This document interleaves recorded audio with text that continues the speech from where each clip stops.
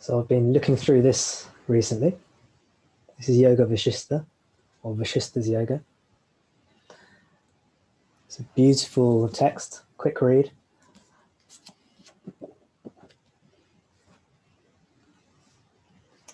Demetrius has got the pocket version there, the essential Yoga Vasistha. Can you show that to everyone, Demetrius? Your version? There you go. That's the essence of the Yoga Vasistha Sada. It's a traditional Advaita text. It's beautifully written. It teaches the same teaching again and again and again and again in lots of different ways.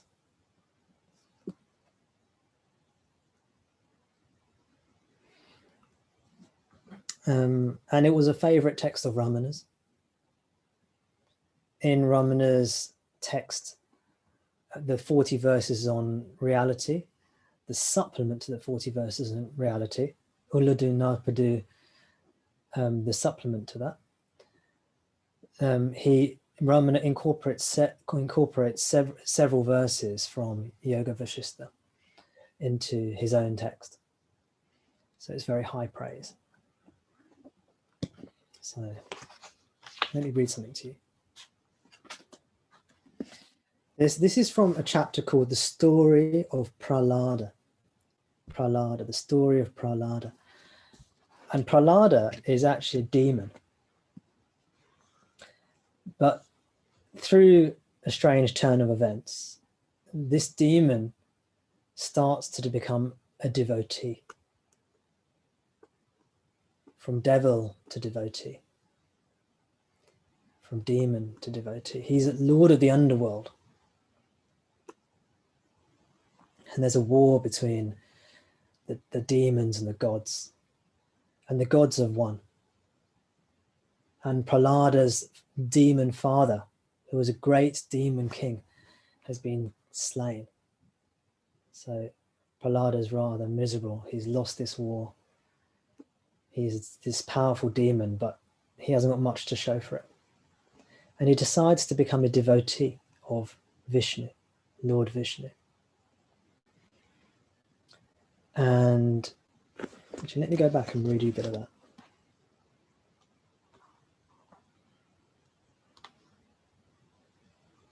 This is Prahlada, this demon, talking to himself, thinking to himself. One should worship Vishnu by being Vishnu. Hence I am Vishnu. He who is known as Prahlada is none other than Vishnu. There is no duality. This is how Prahlada's thinking to himself. He's like, I'm a demon, but I must be Vishnu. Because there's no duality. Vishnu's vehicle, Garuda, now bears me. He's imagining himself on Vishnu's vehicle. His insignia adorn my limbs. Lakshmi, his consort, is standing next to me. All the divine splendor of Vishnu has become mine.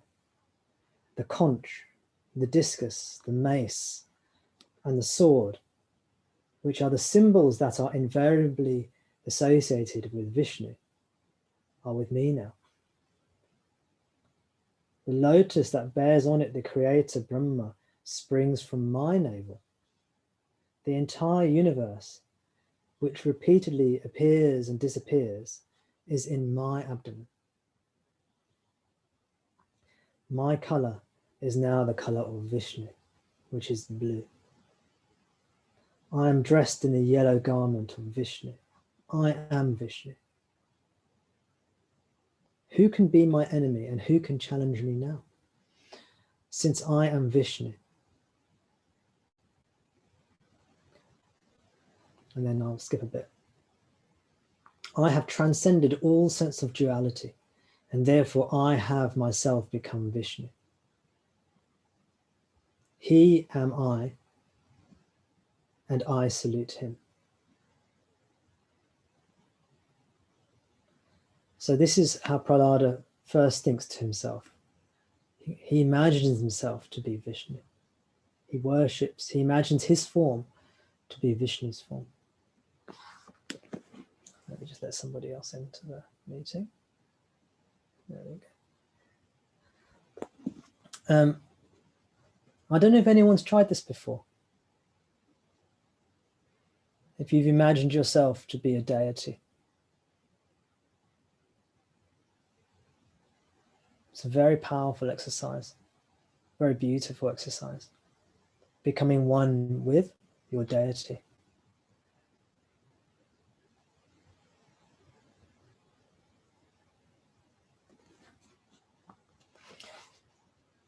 So Prahlada becomes a devotee. And over the next few pages of this text, he describes his worship. Here we go. Every day, Prahlada thus worshipped the Lord Vishnu by thought, word, and deed.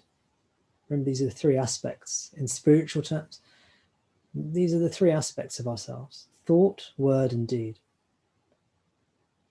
Often I say body, speech, and mind. The body does deeds. Word is speech, and thought is mind. Mind, speech, and the body. Body, mind, speech. These are the three parts of ourselves that we can engage with the teachings and our practice. Every day, Prahlada thus worshipped the Lord Vishnu by thought, word, and deed. As the immediate fruit of such worship, all the noble qualities like wisdom and dispassion grew in him. He did not seek pleasure. Even his mind did not contemplate pleasure. Having abandoned craving for pleasure, his mind was dangling without support. Lord Vishnu came to know of the state of Prahlada. He travelled along the netherworld to where Prahlada was worshipping him. So, through worshipping God, through worshipping his chosen deity, Prahlada is becoming purified. His mind is fixed on God, on the object of his devotion.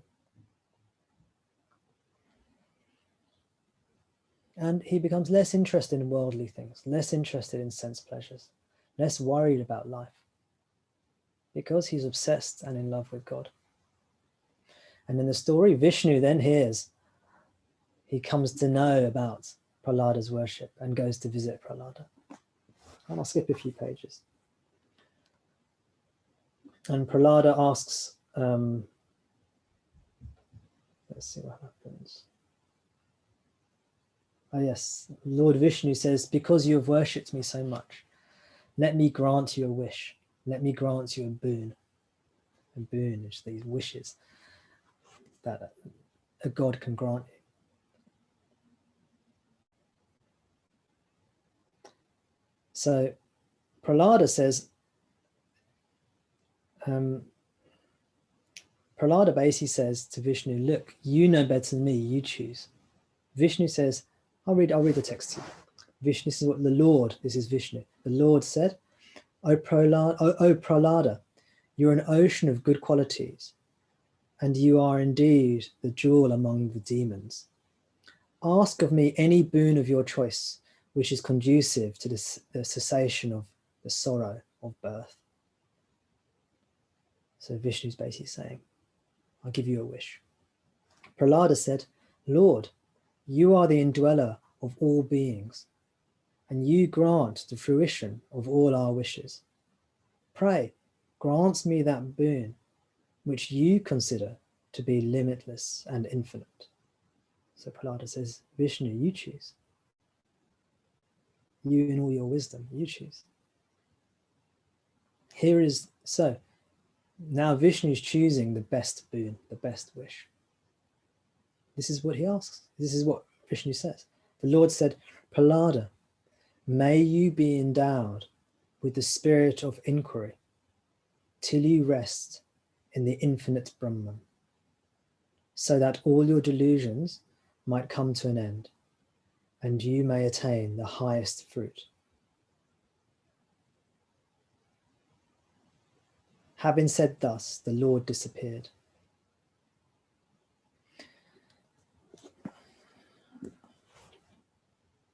So Prahlada was worshipping, becoming purer. And he worshipped Vishnu so much that Vishnu came to visit him. And Vishnu said, I give you a wish. And Prahlada said, look, you choose the wish. You know best. What is the best wish? You choose for me. So Vishnu gives him the best wish. He says, I bless you with this desire to do inquiry, vichara, self-inquiry. May you do inquiry now and rest in Brahman until you become one with Brahman.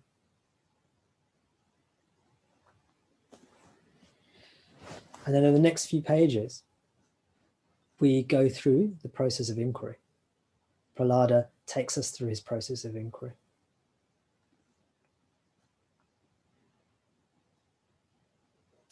Prahlada contemplated. The Lord had commanded, be continually engaged in inquiry. Hence, I shall engage myself in inquiry into the self. What am I who speaks, walks, stands and functions on this elaborate stage known as the world? I should find this out to begin with. Surely I am not this world, which is outside and which is inert, composed of trees, shrubs and mountains, nor am I the body which was born on account of the movement of the life breath, the prana, and which seems to live for a very brief moment. And he goes on, saying what he is not.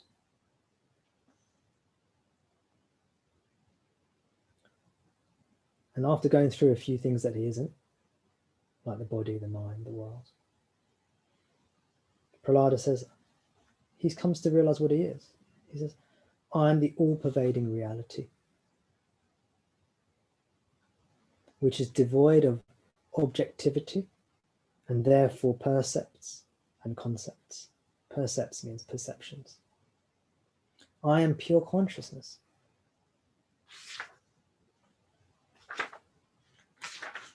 It is by this consciousness that all things, from a little pot to the mighty sun, are perceived.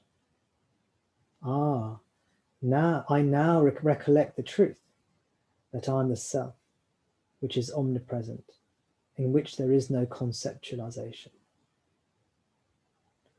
It is by that self that all the senses and their experiences are made possible. For it is the inner light.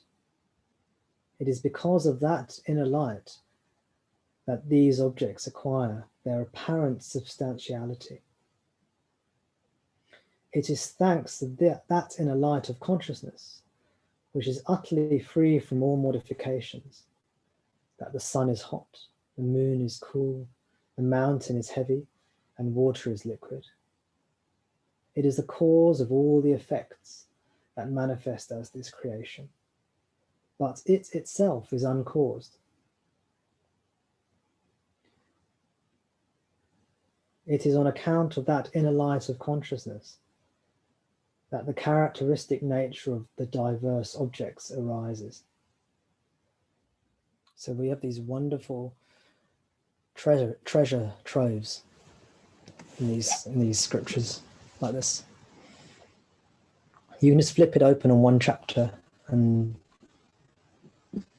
it gives the entire teaching in a slightly different way with a different twist in every chapter. This one, it was a demon who decided he wanted to become a devotee. And I think the idea behind that is that it doesn't matter who you are, it doesn't matter what you've done, it doesn't matter how skilled or unskilled you may think you are, it doesn't matter what attributes you think you don't have, you're able to inquire into and realize the self. There's a section in this chapter, the story of Prahlada, where the other gods are saying, gosh, this is a demon. He's got terrible qualities. How can he be a devotee? How can he inquire into the self?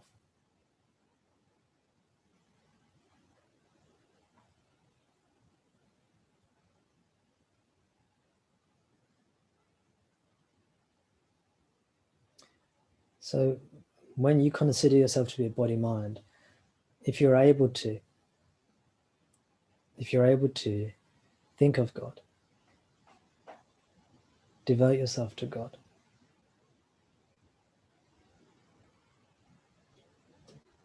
If you don't see yourself as a body-mind, if you've gone beyond that, if you realize that you are the formless, that is the devotion. The realization that you are the formless is the devotion. That's the silence.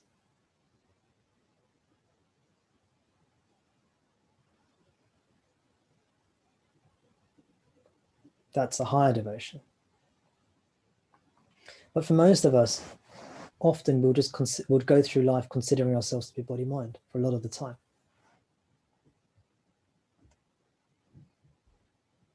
So we can think of God. We can concentrate on God, his name, his form, or her name, her form, depending on how you conceive of the divine.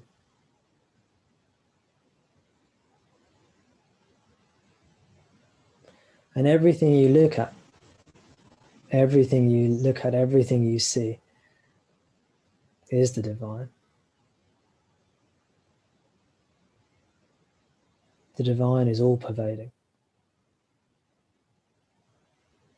He pervades all, everywhere you look.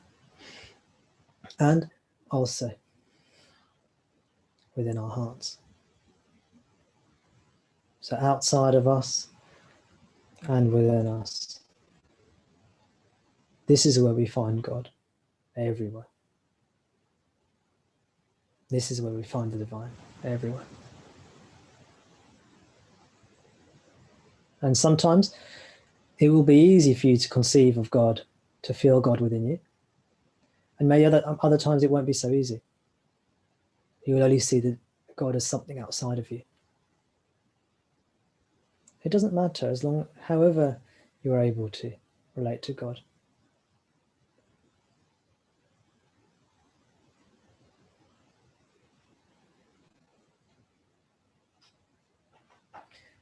And I often use the masculine when I talk about God, so apologies for anyone who doesn't like that. But the more you give yourself to him,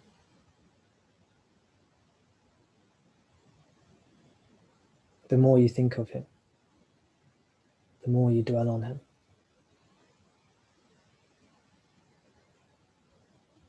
the more he purifies you and brings you closer to him.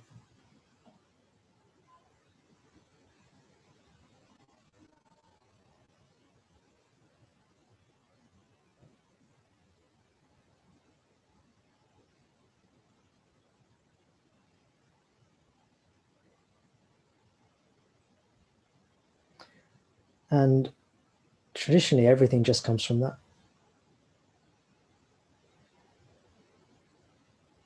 So then self-inquiry will naturally flow from that when it's time for that to happen. That will happen. But you don't have to worry about that. All you have to do is give yourself to God, to think about it, to think of him, to realize that he is doing everything. And there is no individuality as a you. It is all his doing.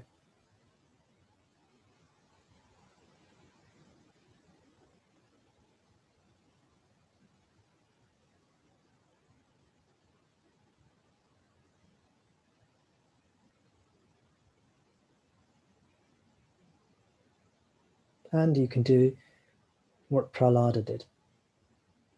He said, I'm Prahlada, I'm a demon. But I must also be Vishnu. And he imagined himself with Vishnu's body, with Vishnu's ornaments and form and things.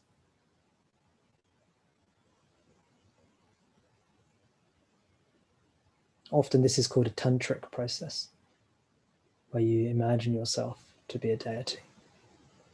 It's a form of tantra.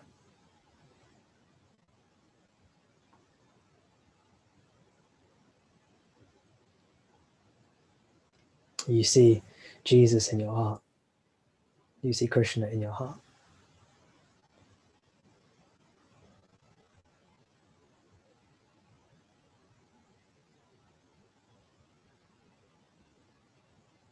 Or whatever divine form you relate to.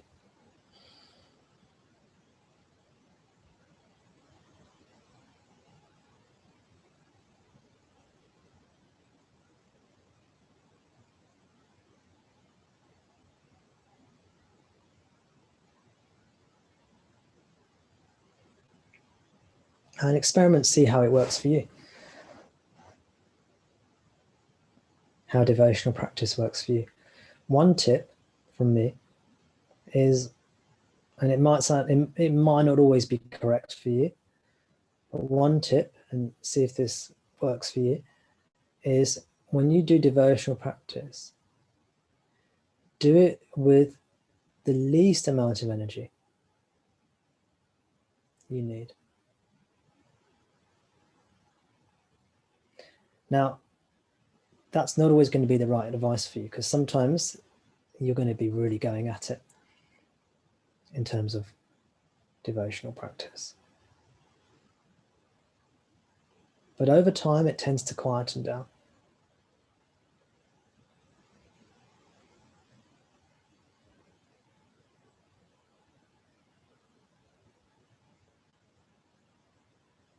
But, give it the energy you need. It's a heartfelt thing. But experiment with my advice as well. Do devotional practice with the least amount of energy you need. Just experiment with it. Let me know if it does or doesn't work for you.